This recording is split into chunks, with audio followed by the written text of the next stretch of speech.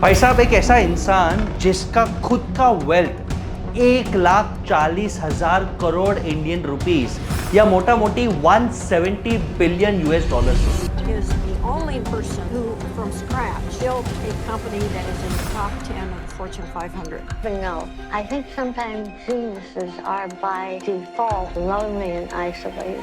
ये इंसान है कौन जो फाइनेंशियल वर्ल्ड का बेताब बादशाह माना जाता है, और इसका नाम है Warren Buffett is reportedly worth over $100 billion. From a shy boy selling Coca-Cola door to door to molding Berkshire Hathaway into a billion-dollar empire, the Oracle of Omaha has remained as one of the richest men in the world. But what makes him so unique among the wealthy is that he didn't inherit his fortune, nor did he acquire it by innovating technology. आज ये video में हम Warren Buffett की journey से inspire होंगे, उनके success और failure से सीखेंगे और कुछ ऐसे लेसन्स हम लेंगे जो हमें लाइफ में वेल्थ और सक्सेस अट्रैक्ट करने में हेल्प करेगा।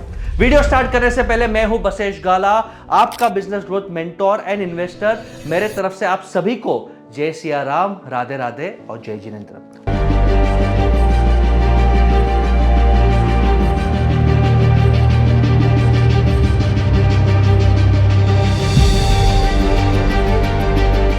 और भाई साहब, एक अच्छा एंटरप्रेन्योर बनना है, अच्छा बिजनेस लीडर बनना है तो अभी के अभी चैनल को सब्सक्राइब कर लो, और खास अगर कोई ज्वाइन बटन दबाता है और मेंबर बन जाता है तो आपके लिए लीडरशिप और बिजनेस वीडियोस फ्री में आपको मिलते जाएंगे जो आपका प्रैक्टिकल एमबीए और नॉलेज बूस्ट करेगा।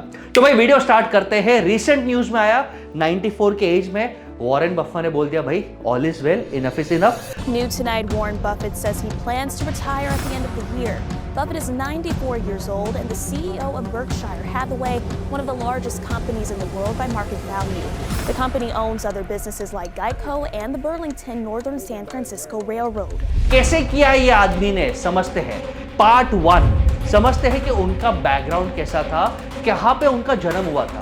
भाई अंडरस्टैंड करो कि वॉरेन बफे का एटीट्यूड ऐसा था, और वो बोलते थे कि भाई एट द एज ऑफ 35 ही मैंने इतना सेविंग्स कर लिया था कि मैं रिटायर हो सकता हूं। और उनका जन्म बहुत ही खराब समय में हुआ था। 1930 में ग्रेट डिप्रेशन चल रहा था ओमाहा में, नेब्रास्का करके स्टेट है, और वहां से वॉरेन बफे के अंदर नंबर्स और मनी का रुचि था। 6 साल की एज पे वो हसल करने लग गए। उन्होंने 6 packs of coca cola 25 cents में खरीदा और हर बॉटल को 10 सेंट में बेचा, यानी 6 साल की उम्र में परचेज, सेल्स, प्रॉफिट और कैश फ्लो का उन्हें नशा चढ़ गया। 11 साल की एज में उन्होंने अपना पहला स्टॉक खरीदा, 3 stock of city service eight $38। $27 तक वो गिरा, तब वो टेंशन में आ गए, 11 साल का बच्चा। और जैसे ही वो $40 पे आया उसने निकाल दिया और बोला कि हाश, मुझे $2 प्रॉफिट हुआ। लेकिन कुछ महीनों बाद जब वो स्टॉक $200 पे पहुंचता है तब उनको जिंदगी का सबसे इंपॉर्टेंट और पहला लेसन मिलता है, और वो है patience and discipline will make you wealthy. और जब उन्हें पूछा गया कि अगर आप अपने लाइफ में कुछ चेंज करना चाहोगे तो उन्होंने बोला कि यार 11 साल की एज में मैंने इन्वेस्टिंग स्टार्ट किया, काश मैं उसे 4 साल या 5 साल की एज में स्टार्ट कर देता। यानी आप अपने बच्चे को भी सेविंग्स, मनी और इन्वेस्टमेंट यंग एज में सिखाओ। देखो इनकी फाइनेंशियल जीनियस, सादे घर में पैदा होने के बावजूद भी 13 साल की इनकम में वो first time income tax return file कर रहे हैं, और मजे की बात $35 उन्होंने टैक्स डिडक्शन क्लेम किया। बोल रहे थे कि भाई मेरा ये जो बाइसिकल है ये मेरा बिजनेस रन करने का एम्पायर है। वो डेली इतना स्ट्रगल कर रहे थे कि 500 न्यूज़पेपर्स डिलीवर कर रहे थे बाइसिकल पे, और उन्होंने अपनी बिजनेस बुद्धि चलाई कि ये बाइसिकल मेरा एसेट है तो इसका मुझे डेप्रिसिएशन बेनिफिट और टैक्स एक्सपेंस मिलना चाहिए। और एट द एज ऑफ 13 वो टाइम पे वो महीने के $175 पर मंथ कमा रहे थे, उनके टीचर से भी ज़्यादा कमा रहे थे। अब हाई स्कूल से, जैसे वो हाई स्कूल में आए उन्होंने अर्ली स्टार्ट किया, तो तब से multiple pinball machines in barber shops, यानी बार्बर शॉप्स में वो पिनबॉल मशीन लगाते थे, लोग कॉइन्स डालते थे, pure cash flow, pure profit business. फिर जो प्रॉफिट्स हुआ उससे उन्होंने रियल एस्टेट में 40 एकड़ फार्मलैंड ले लिया, यानी रियल एस्टेट में भी वो घुस गए। पार्ट 2, अब इनकी लेगेसी समझते हैं कि क्यों उन्हें ओरेकल ऑफ ओमाहा कहा जाता है। आज he is the richest person from the finance industry. Investors में से सबसे फेमस अगर है तो वॉरेन बफे है। और आज वॉरेन बफे ने अपनी खुद की कंपनी को $1 ट्रिलियन मार्केट कैप वर्थ बना दिया है। $1 ट्रिलियन, अमेजिंग। और अंडरस्टैंड करते हैं कि उनकी फिलोसॉफी क्या है। वो फिलोसॉफी क्या बोलते हैं कि मैं स्टॉक नहीं, मैं बिजनेस को समझता हूं, उसके स्ट्रैटेजी को समझता हूं और उसमें इन्वेस्ट करता हूं। सेकेंड, क्रिप्टो करेंसी नहीं समझ में आया तो उन्होंने बिटकॉइन में अभी तक ₹1 नहीं डाला कि लोगों को कमाने दो, हमको समझ में नहीं आता, what I don't understand I will not invest. And third, power of compounding, buy correct and wait, let time do the heavy lifting और कंपाउंडिंग आपको करोड़पति बना देगा। उनकी फिलोसॉफी में सिंपलिसिटी भी झलकता है। आपको मालूम है, सिंपल मैकडोनल्ड के मील्स खाते हैं, आज भी सिंपल गाड़ी यूज करते हैं, इकोनॉमी क्लास ही ट्रैवल करते हैं और सबसे इंपॉर्टेंट 1958 से जो घर उन्होंने 5 BHK 4-5 हजार स्क्वायर फीट का घर लिया, कंफर्टेबल, 50 साल के बाद भी वो वही घर में रह रहे हैं। जितना इंसान सिंपल रहेगा उतना फोकस और खुश रहेगा। ये आहा मोमेंट है, ये लर्निंग है। इंडिया में वो माइंडसेट है कि मुझे मेरे बच्चे के लिए अक्यूमुलेट करना है। वॉरेन बफेट साहब बहुत सिंपल, 99% वेल्थ फिलैंथ्रोपी को हम कमिट कर रहे हैं, मरने के बाद 99% वेल्थ वो सोसाइटी को देके जाएंगे। और आज तक $50 बिलियन उन्होंने कमिट किया है, दिया है, one of the largest donors in the world है। लेकिन सेक्शन 3 स्टार्ट करते हैं जहां पे हमें पता चलेगा क्या उनके सक्सेस स्टोरीज थे, कैसे वो एक साधारण बच्चे से आज फाइनेंशियल गॉडजिला बन चुके हैं। अंडरस्टैंड करते उनका ब्लूप्रिंट। पहला इन्वेस्टमेंट था उनका गाइको। एट द एज ऑफ 21 उन्होंने डिस्कवर किया एंड आज भी वो स्टॉक लेके रखे, उन्होंने बेचा नहीं है। इनिशियल स्टेक था $10,000 और वो टाइम पे $10,000 उनकी 75% नेटवर्थ थी। यानी जिस आदमी के पास मोटा मोटी $14-15 हजार ही है, उसने उसका 75% नेटवर्थ डाल दिया। और गाइको जब 1970s में कोलैप्स हो रहा था तो तभी उन्होंने और इन्वेस्टमेंट डाला, क्योंकि उन्हें मालूम है कि ये टाइमिंग और लिक्विडिटी का इश्यू है, बिजनेस मॉडल सॉलिड है।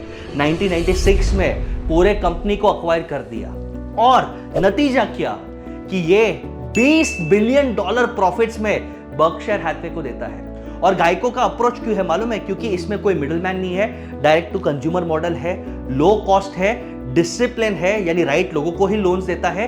और इसके लिए इंश्योरेंस मार्केट में ये कंपनी अच्छा है। यानी वो ट्रेंड में एक ही मानते हैं, डिसिप्लिन, यानी जिसके खर्चे कम, जिसके अंदर डिसिप्लिन है, उसमें इन्वेस्ट करेंगे। और उनका मानना यही है कि जिस बिजनेस में मोट होगा, मोट का मतलब डिफेंस, अच्छा स्ट्रैटेजी, अच्छा सिस्टम और स्ट्रैटेजिक डिफेंस, उसमें ही हम इन्वेस्ट करेंगे।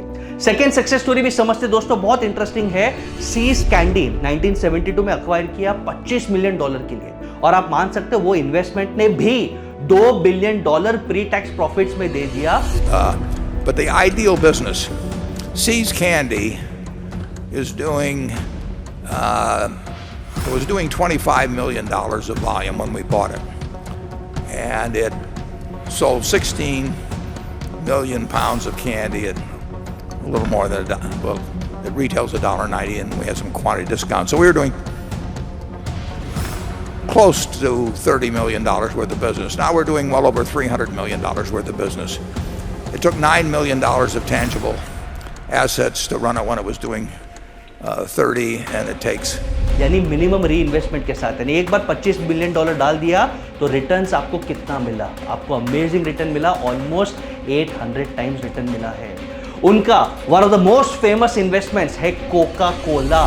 इनिशियल 1988 में वॉरेन बफे ने, मार्केट क्रैश हुआ था तो $1.3 बिलियन में कोक का स्टॉक लिया, उनके बोर्ड पे रहे और एक टाइम पे कोका कोला के बोर्ड को धमकी भी दे दिया कि अगर आप अपना फोकस हिलाओगे और अननेसेसरी आप फूड मैन्युफैक्चरिंग में जाओगे, मैं कंपनी के शेयर्स बेच लूंगा। यानी उन्होंने इंश्योर किया कि कोक डिसिप्लिन रखे, सिर्फ कोको कोला बनाए और बाकी कंपनीज में इन्वेस्ट करे, खुद फैक्ट्री न लगाए। यानी ये बड़ा लेसन है आप लोगों को कि दोस्तों जब एक्स्ट्रा पैसा होता है तो खुद बिल्डर मत बनो, खुद और बिजनेसेस मत करो, खुद इन्वेस्टर बन जाओ and let your money work with compounding interest. ये आहा मोमेंट है। आज $1.3 बिलियन का 1988 का स्टेक वर्थ $28 बिलियन है, यानी 25x। लेकिन कहानी यहां पे खत्म नहीं होता। हर साल $700 मिलियन डिविडेंड में मिलता है, which is a 60% return every year. और कोको कोला वॉरेन बफेट साहब को पसंद क्यों है? क्योंकि ग्लोबल ब्रांड है, स्ट्रॉन्ग ब्रांड लॉयल्टी है, एडिक्टिव प्रोडक्ट है, जीरो नीड फॉर री इन्वेस्टमेंट। कोई नीड ही नहीं है री इन्वेस्टमेंट के लिए। एंड सबसे इंपॉर्टेंट, कस्टमर बार बार आएगा। इनफैक्ट उनका एक फेमस कोट था कि कोई भी $100 बिलियन भी मार्केट में फूंक दे तो कोका कोला का डोमिनेशन नहीं हटा पाएगा, तो वो लॉयल ब्रांड्स में भी इन्वेस्ट करते हैं। और सबसे बेस्ट इन्वेस्टमेंट जिसने वॉरेन बफे साहब ने खुद ने अपने रिटायरमेंट स्पीच में कहा कि मैंने जिंदगी में जितना नहीं कमाया जितना ये एक इन्वेस्टमेंट ने मुझे कमा के दिया, और मैंने सिर्फ पेशेंस और भरोसा रखा, वो इन्वेस्टमेंट का नाम है एप्पल। 2016 में सब एप्पल को बोल रहे थे कि एप्पल का दी एंड है, स्टीव जॉब्स नहीं है, एप्पल खत्म होने वाला है, एप्पल में इनोवेशन नहीं है, तब $35 बिलियन उन्होंने इन्वेस्ट किया। अब हमेशा वॉरेन बफे बोलते थे कि मुझे टेक्नोलॉजी कंपनी समझ में नहीं आता, उनको एप्पल का एक चीज समझ में आया, ब्रांड और ब्रांड लॉयल्टी। और जब उन्होंने देखा कि ये ब्रांड लॉयल्टी पागलपन, ये क्रेज है और ये क्रेज इनोवेशन से बढ़ सकता है, तो उन्होंने $35 बिलियन डाल दिए। आज कुछ ही दिनों में, यानी लेस देन 10 इयर्स में, वो $35 बिलियन का वर्थ $173 बिलियन है भाई साहब, यानी मोर देन 4x। और हर साल $800 मिलियन डिविडेंड मिल रहा है, विच इज फैंटास्टिक। तो ये तो वॉरेन बफेट के सक्सेस स्टोरीज थे, लेकिन इन्वेस्टमेंट में हमेशा 100% हिट रेशियो नहीं रहेगा, कुछ मिस्टेक्स भी रहेंगे। एक आध दो मिस्टेक्स भी हम देख लेते हैं, वो है हमारे नेक्स्ट सेक्शन में, द मिस्टेक्स। सबसे बड़ा मिस्टेक था डेक्स्टर शू कंपनी। 1993 में $433 मिलियन का स्टॉक लिया, और सबसे इंपॉर्टेंट, बर्कशायर हैथवे के 1.6% शेयर्स बेच दिए और उन्होंने ये कंपनी अक्वायर किया।